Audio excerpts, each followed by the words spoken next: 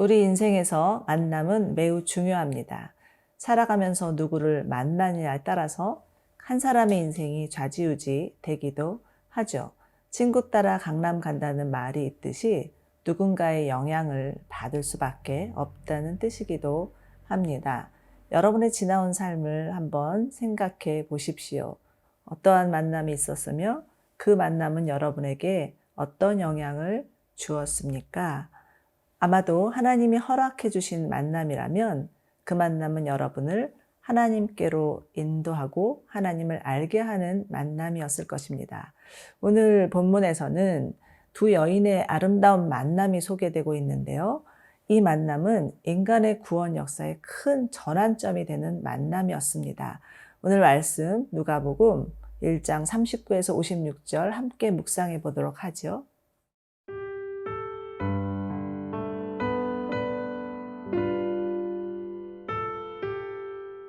누가복음 1장 39절에서 56절 말씀입니다.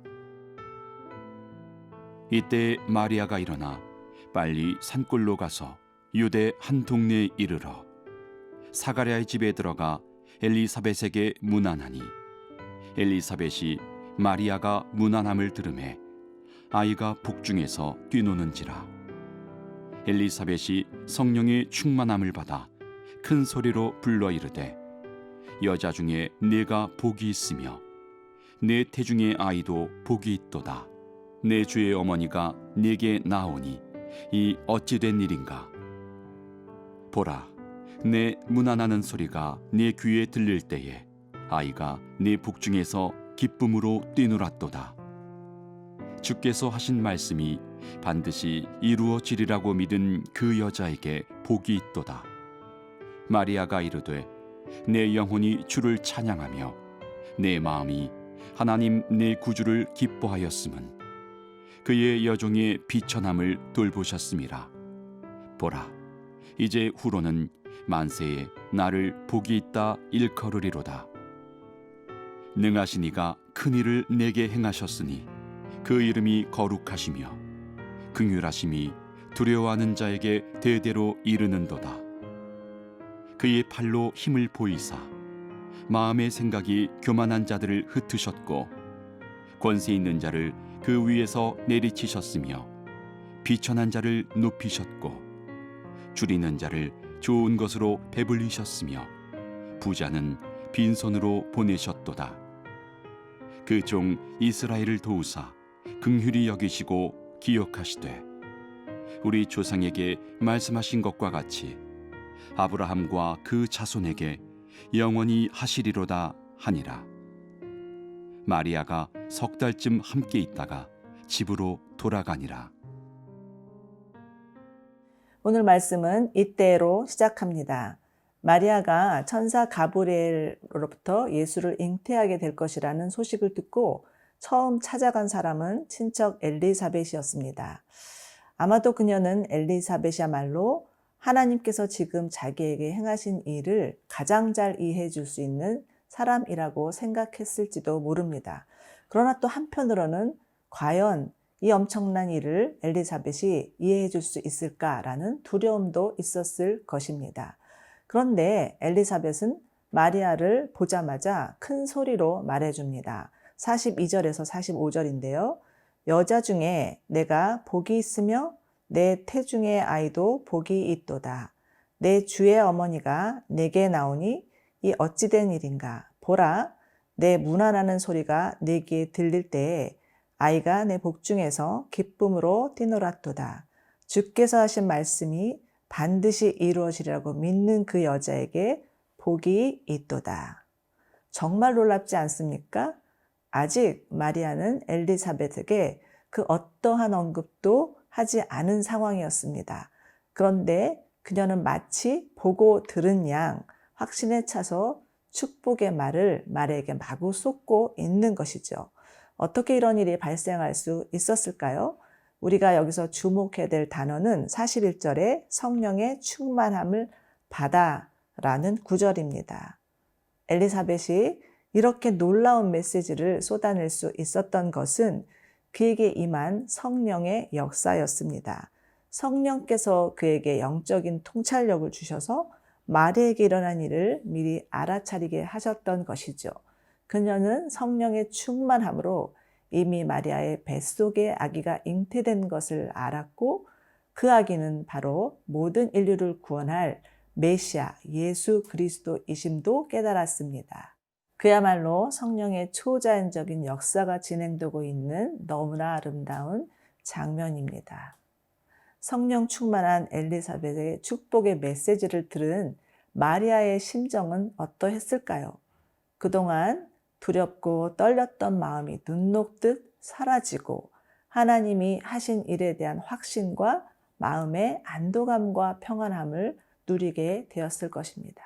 사랑하는 여러분, 성령 충만한 사람은 하나님이 우리 가운데 하신 일들을 담대히 선포할 뿐만 아니라 하나님으로부터 받은 말씀으로 사람들을 축복하고 격려하며 위축된 영혼을 살리는 자입니다.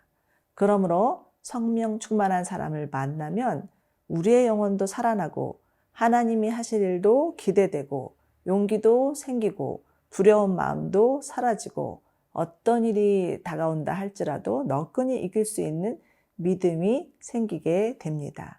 그러므로 여러분, 우리 모두 성령 충만을 구해야 합니다.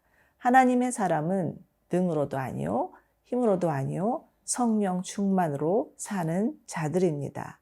예수님이 돌아가신 후 너무나 두려워서 문을 꼭꼭 걸어 잠그고 있던 제자들에게 찾아오셔서 하신 첫 마디도 평강할지어다, 두려워하지 말지어다, 성령을 받아라 였습니다. 그리고 성령 받은 제자들은 땅끝까지 복음 전하는 복음의 증인들이 되었던 것이죠. 하나님은 반드시 성령을 구하는 자에게 성령의 충만함을 주실 것입니다. 그리고 그 성령의 충만함으로 만나는 모든 자들을 축복할 수 있는 통로가 되게 하실 것입니다. 여러분 성령 충만을 구하십시오.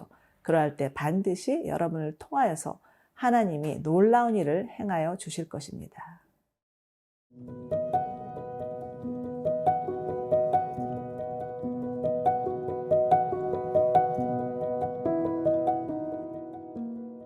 이제 마리아의 영혼도 성령 충만하여서 노래하기 시작하는데요. 이 노래는 마리아가 자신이 비천한 존재임에도 불구하고 놀라운 축복을 주신 하나님을 향한 감사와 찬양으로 시작됩니다.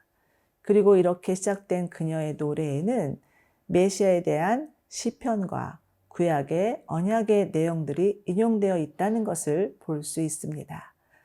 마리아는 비록 어리고 배운 것이 많지 않은 소녀였지만 하나님의 말씀에 정통했으며 하나님의 언약이 메시아를 통해서 성취될 것을 간절히 기다리고 있던 여인이었습니다. 그리고 메시아가 다스릴 나라가 어떠한 나라인지에 대해서도 잘 알고 있었습니다. 하나님께서 무수히 많은 사람들 가운데 마리아를 택하심은 마리아의 순전한 믿음과 하나님의 말씀에 대한 강한 신뢰 때문이 아니었을까요? 사랑하는 여러분, 하나님은 지금도 하나님 나라를 위하여서 쓰임받을 한 사람을 찾고 계십니다. 저와 여러분이 하나님이 찾으시는 그 한 사람 되기를 소망합니다. 자, 그렇다면 메시아가 다스릴 나라는 어떤 나라일까요? 51절에서 55절입니다. 그의 팔로 힘을 보이사 마음의 생각이 교만한 자를 흩으셨고 권세 있는 자들을 그 위에 내리치셨으며 비천한 자를 높이셨고 줄이는 자를 좋은 것으로 배불리셨으며 부자는 빈손으로 보내셨도다. 그 종 이스라엘을 도우사 긍휼히 여기시며 기억하시되 우리 조상에게 말씀하신 것과 같이 아브라함과 그 자손에게 영원히 하시리로다. 이처럼 예수 그리스도가 왕으로 다스리는 나라는 교만한 자, 권세 있는 자, 부자를 물리치시고 겸손한 자, 비천한 자, 줄인 자에게 긍휼을 베푸시며 그들을 높이시는 나라입니다. 성경에 나오는 하나님의 사람들을 보십시오. 그들은 하나같이 그들이 처한 상황과 형편은 달라도 자신이 얼마나 비천한 존재인지를 인간의 실존을 깨달은 자들이었습니다. 가난하고 절박한 마음으로 하나님을 구하고 찾는 자들이었죠. 그러므로 여러분, 우리는 인간의 비참한 실존 앞에서 예수님이 필요하다는 사실을 인정해야 됩니다. 예수님만이 우리를 구원할 유일한 길이요 진리요 생명임을 믿어야 합니다. 많이 배웠다 해서 자랑할 것도 없고 많이 가졌다 해서 교만할 일도 없으며 또 가진 것도 없고 배운 것도 없다고 해서 절망할 이유도 없습니다. 우리가 해야 할 일은 우리를 구원하리가 예수밖에 없음을 인정하며 그 예수님을 영접하는 것입니다. 우리 모두 비천한 우리를 위해서 가장 낮고 천한 모습으로 이 땅에 오신 예수 그리스도를 맞이하는 크리스마스 이브가 되기를 바랍니다.